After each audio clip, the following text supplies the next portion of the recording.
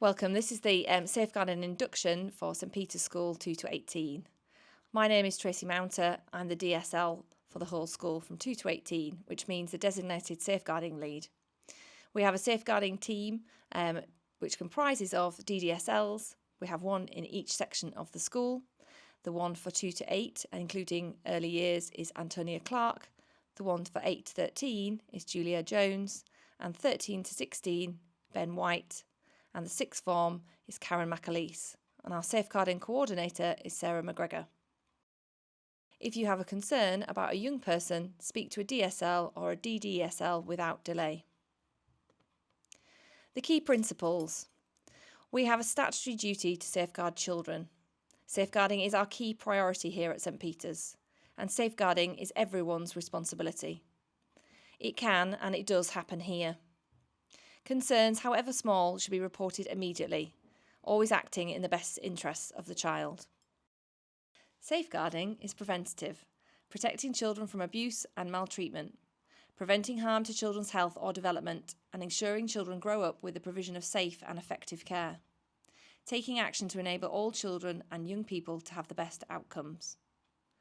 Child protection is reactive, part of our safeguarding process, protecting individual children identified as suffering or likely to suffer significant harm. This includes child protection procedures which detail how to respond to concerns about a child. Types of abuse. There are 4 main categories of abuse, which are physical, emotional, sexual, and neglect. Abuse can be inflicted by adults, often known to the child, of both sexes, or peers, or siblings of all ages, which is called child-on-child abuse. Abuse can be carried out in person or remotely via online grooming and exploitation, or through a combination of means and sometimes simultaneously.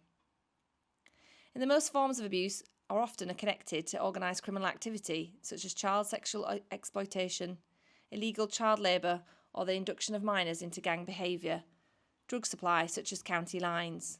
We work extremely closely with the North Yorkshire Police to ensure the safety of our pupils. Children who witness domestic abuse and violence are also victims of abuse. We work very closely with York Police again in terms of Operation Encompass, where they notify us if there has been a domestic incident at the home. Abuse can also occur between children in intimate relationships.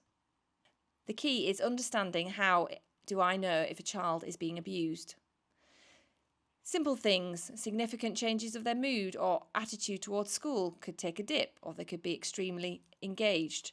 Unexplained injuries, however small, need reporting. Significant changes of appearance or weight.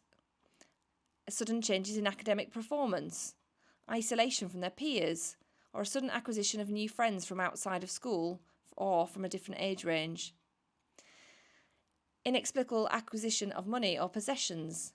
Non-attendance or lateness at school, age-inappropriate sexual knowledge or experimentation, and presentation of medical symptoms consistent with sexual activity.